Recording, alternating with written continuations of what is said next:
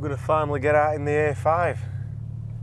So at the minute we've got the big turbo, so 500 horsepower, and since the dyno,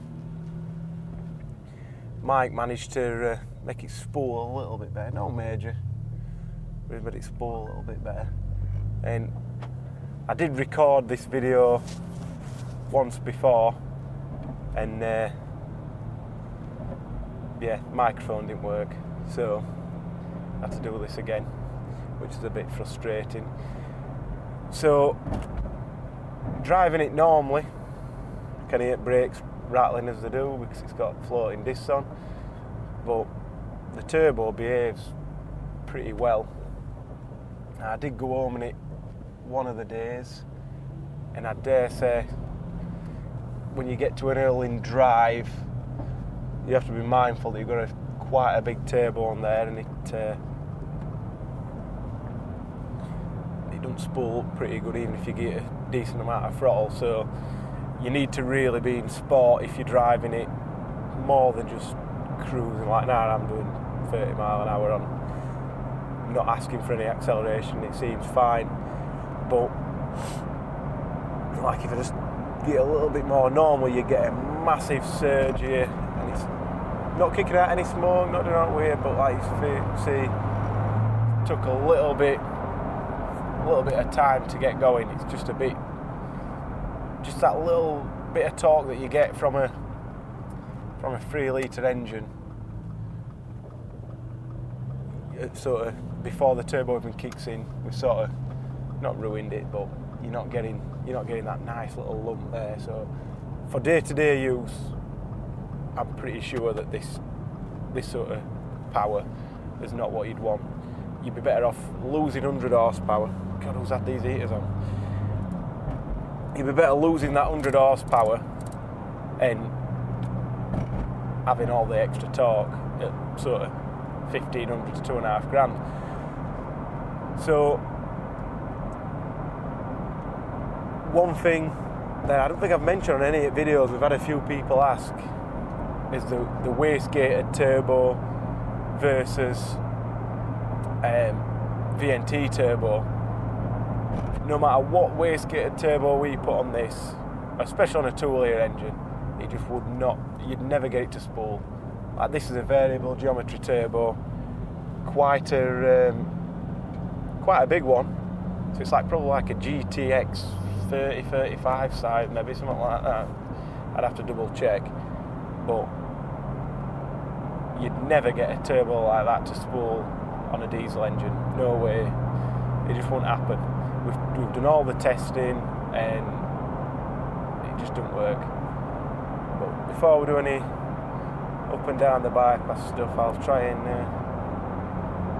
get a little tickle, just see. So we're at 2 grand now. Foot down, kick down again, 3 grand, and we're off. So it's not slow at all. It spools up reasonably well, but like I said, it's when you're cruising and when you just want a little bit, we're turning this car into a bit more of a yobs car. You have to give it a good thrashing to get it going, and like you're taking your missus out for a night out and you just want to have a nice chilled cruise around. When you've got 600 foot-pound at 2,000 RPM, you can surge along and nobody knows you're accelerating pretty hard. But when you have to scream it all the way to the top of the revs, people notice. Don't ask me how I know. So the power is really, I'll go this way. The power's really good. Definitely enjoy having that sort of power. Like I said, the torque is what you miss the most in a diesel engine.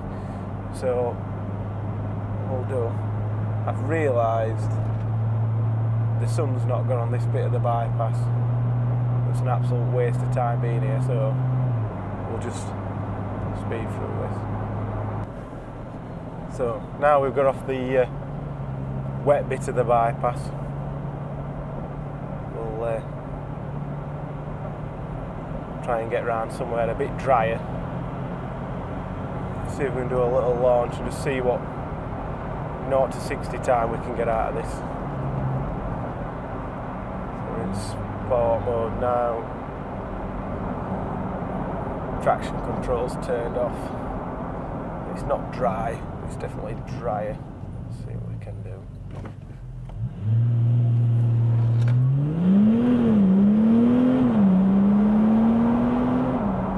So that was 60 mile an hour, 3.7. I think that's probably quickest this is done. I'll have to double check when we get back, but yeah, I think that's... I've done a 3.9 before, 3.8 maybe. Have to double check, but there's tons of improvements to be made as this is, because it's pardon me, it really needs a bit more work on the launch. I don't know if you could see them from when I launched it. You get quite a delay from when you let go of the brake before it absolutely lets it have it, which you never had that before with the smaller turbo. The launch sort of control on this is, I think we've discussed it a few times, pretty difficult to get right, especially when you've got a massive turbo. And because we're taking it off pretty soon, there's no point spending hours and hours trying to get it absolutely right. So see, but probably gonna have to pull over here.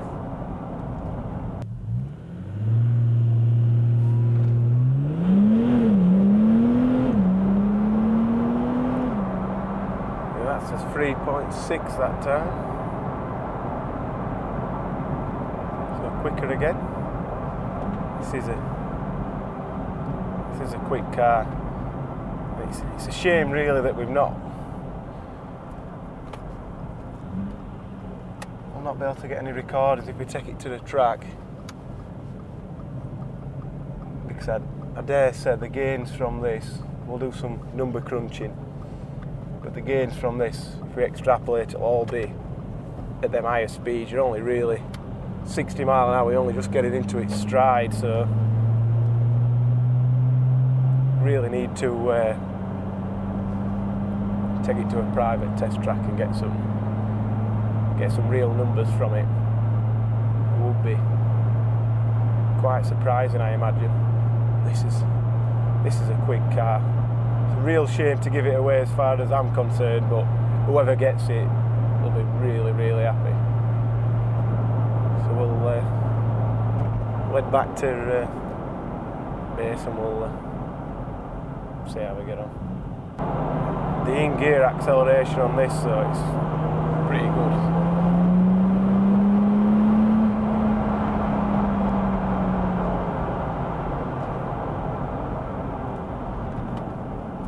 Would have been nice to have got it at Donington Park or somewhere like that and just see how much quicker it is.